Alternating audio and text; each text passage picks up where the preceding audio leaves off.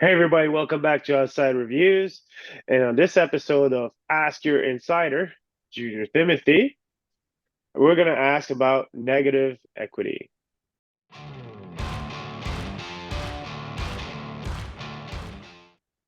Hey Junior, how you doing? Good, you? Pretty good, pretty good. Now, for those who don't know, Junior is our insider. He's got over 14 years in the business of dealership, finance manager, sales manager. So we want to ask you because the average person may not know this, but what's negative equity? So negative equity is when you trade in your vehicle.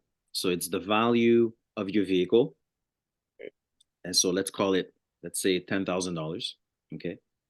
Right? And your loan that you have on that vehicle is, let's just say it's $15,000. So the difference between the 10 and the 15 is $5,000. So that's your Yeah. negative equity.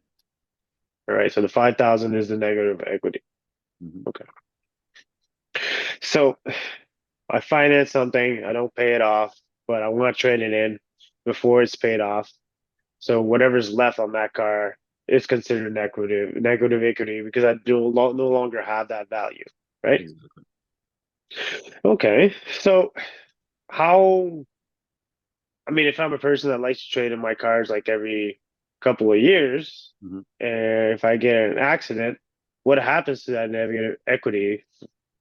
Well, usually most of the time the negative equity is rolled onto the new vehicle that you get.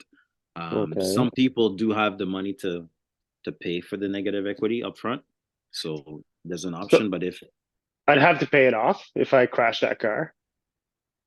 yeah, because that's the remainder on your loan, Oof. right? So if let's just say Okay. so So you're if left holding the bill for that 5 grand. yeah, because think about it. So if you trade in that car or the car has been in an accident, and then the Yeah. insurance company gives you 10 grand, right? And Yeah. then you still have 15,000 to pay. So now there's only $5,000 left because the insurance company gave you 10. So Right. now the loan is gonna keep coming out of your bank account every 2 weeks or monthly until the $5,000 is paid off, Okay. right? How do I protect myself against that then if I don't want to have to pay like that 5 grand off without having a car? There's this beautiful thing called gap insurance. All right. Gap insurance covers you from the negative equity. So if in the event that you were in a car accident, Okay. the gap insurance kicks in, and then that's when the negative equity is taken care of at that point. All right. So basically, you buy an insurance policy that's going to cover whatever's left on the amount that you owe. Right. All right. I've actually had that product before, folks. I got divorced back in the day. I traded in two cars for one car, so lots of negative equity. I took the gap insurance and it saved my life when I got involved in an accident involving an animal.